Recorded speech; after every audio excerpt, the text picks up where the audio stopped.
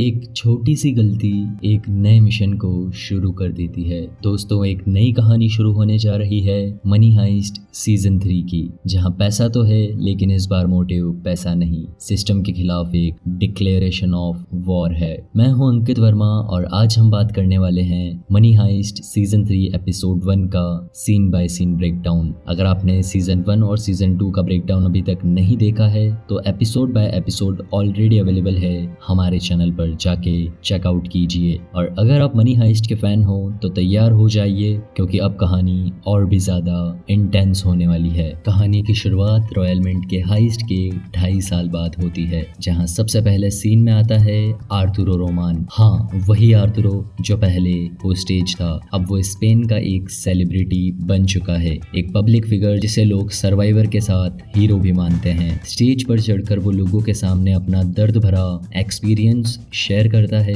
कैसे उन्हें टॉर्चर किया गया, कैसे चोरों ने उनका जीवन नर्क बना दिया। आर्थुरो बताता है कैसे हेलसिंकी ने उसके सीने पर बॉम्ब बांध दिया था। वो कहता है वो लोग कभी खुश नहीं रहेंगे, लेकिन कट होता है सीन और हमें दिखाया जाता है वही हेलसिंकी जो अब एक लग्जरियस लाइफ जी रहा है, पूरे रिलैक्स मोड में। फिर आर्थुरो लोगों को बताता है मोनिका के बारे में, जो कभी मेरे साथ थी, आज ना वो मेरे साथ है और ना मेरा बच्चा, ना जाने वो दोनों किस हालत में होंगे। फिर अगेन सीन कट होता है और हम देखते हैं मोनिका और डेनवर जो एक प्यारे से 2 साल के बच्चे के साथ खुशहाल जिंदगी जी रहे होते हैं। और यहीं से कहानी शिफ्ट होती है टोक्यो और रियो की तरफ, जो अब एक रिमोट आइलैंड पर छुपकर एक पीसफुल लाइफ जी रहे हैं। नदी में नहाना, फिश पकड़ना, बीच वॉक्स, सब कुछ परफेक्ट दिख रहा होता है। लेकिन इस सुकून भरी जिंदगी में ट्विस्ट तो आना ही था, क्योंकि सडनली टोक्यो रियो से कहती है मैं और ये जिंदगी नहीं जी सकती,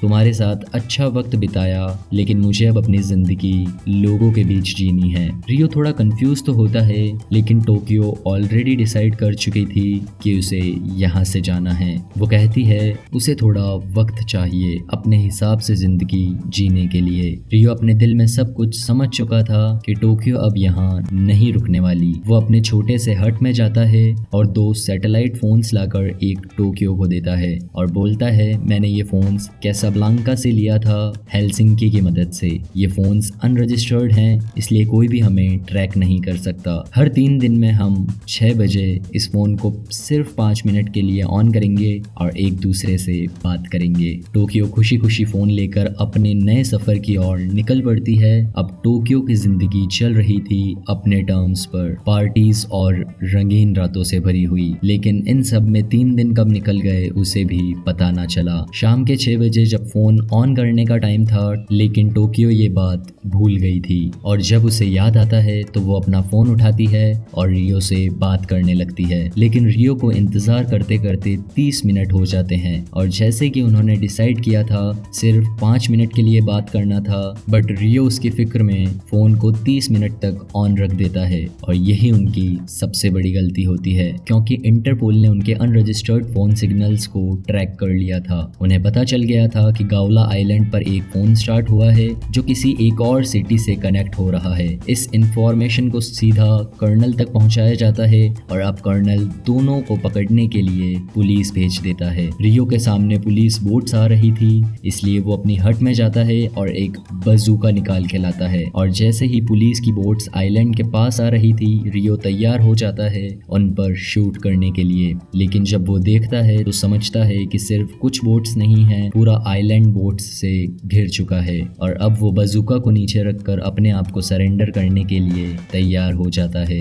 टोक्यो किसी तरह बचकर एक जंगल की तरफ भागती है और वहां उसे एक फ्लैशबैक सीन याद आता है। वो दिन जब मनी हाइस्ट की टीम ने रॉयल मिंट में 984 मिलियन यूरोस की चोरी की थी। इस वक्त तक प्रोफेसर की मदद से उनके शिप ने इंटरनेशनल वाटर को क्रॉस कर लिया था, मतलब वो स्पेन की बाउंड्री से बाहर निकल चुके थे। प्रोफेसर उनकी एक और क्लास लेता है और उनकी टीम को 4 पार्ट्स में डिवाइड करता है और हर टीम को अपनी सेफ्टी और लोकेशन के इंस्ट्रक्शंस मिलते हैं। अब हम फिर से प्रेजेंट टाइम में आ जाते हैं, जहां 11 दिन बाद अपने ट्रांसपोर्टर की मदद से टोक्यो थाईलैंड पहुंचती है और वो डायरेक्टली प्रोफेसर से मिलती है। वो बताती है रियो को पुलिस ने पकड़ लिया है। प्रोफेसर सोचते हैं कि अगर तुम लोग प्रॉब्लम में हो एक सैटेलाइट फोन की वजह से, तो बेशक हेलसिंकी और बाकी टीम के मेंबर्स भी परेशानी में हो सकते हैं। नेक्स्ट सीन एक खूबसूरत बीच का होता है थाईलैंड में, जहां रकेल मोरियो, उसकी डॉटर पाओला और उसकी मॉम प्रोफेसर के साथ रहती है।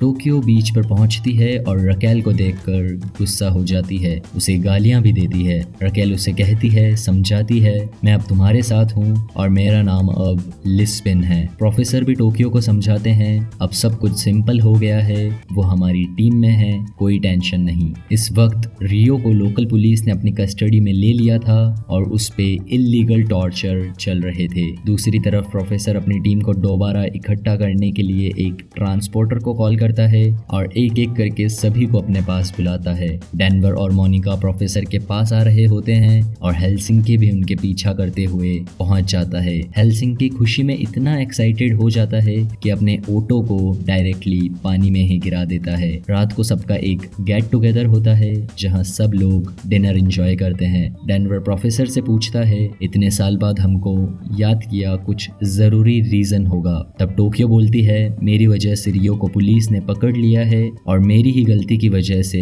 तुम लोग यहाँ हो। डेनवर ये बात सुनकर गुस्सा हो जाता है और प्रोफेसर से कहता है, आप हमारी जिंदगी के फैसले कैसे ले सकते हो? हमने आपकी मदद की थी, लेकिन इसका मतलब ये नहीं कि आप हमारी जिंदगी का जब चाहो तब सौदा कर सको। जिस पर प्रोफेसर शांत होकर कहते हैं, गलतियां तुमसे भी हुई थी। याद है जब तुमने सबको रूफ पर ले जाने की कोशिश की थी और आर्थुरो को गोली लगी थी, तब क्या टीम ने तुम्हें छोड़ा था?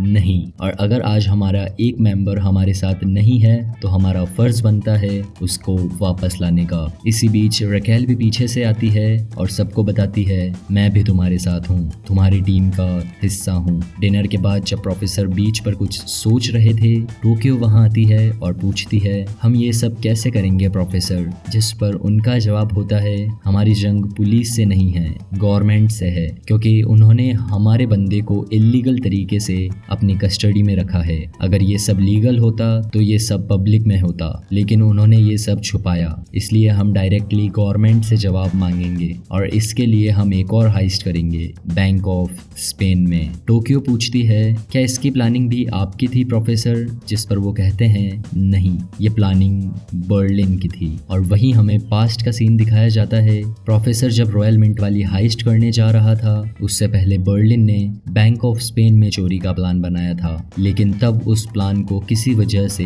ड्रॉप कर दिया था और अब वक्त आ गया था उस प्लान को अंजाम देने का। और इस बार उनका साथ देने आया था बर्लिन और प्रोफेसर का खास दोस्त पैलेरेमो। और नेक्स्ट सीन में वही वाइब आती है जो सीजन 1 में थी। एक नई टीम तैयार हो चुकी थी एक नए मिशन के लिए। ये सभी एक मोनेस्ट्री में जाते हैं जहां बर्लिन कभी रहा करता था। वही नायरोबी पूछती है, प्रोफेसर हम ये हाइस्ट कैसे करेंगे? जिस पर सिंपल वर्ड्स में प्रोफेसर जवाब देते हैं, एक बड़े धमाके के साथ। सीन शिफ्ट होता है मैड्रिड स्पेन में, जहां आसमान में एक बड़ा बलून उड़ता हुआ दिखाई देता है और उस पर मनी हाइस्ट का लोगो बना था। अगले ही पल उस बलून में से 140 मिलियन यूरोज बरसने लगते हैं। पूरा शहर पैसे उठाने में लग जाता है और वहीं एक आदमी एक मास्क उठाता है। और इसी सस्पेंस के साथ ये एपिसोड यहीं खत्म होता है। आपको ये एपिसोड कैसा लगा कमेंट्स में ज़रूर बताना।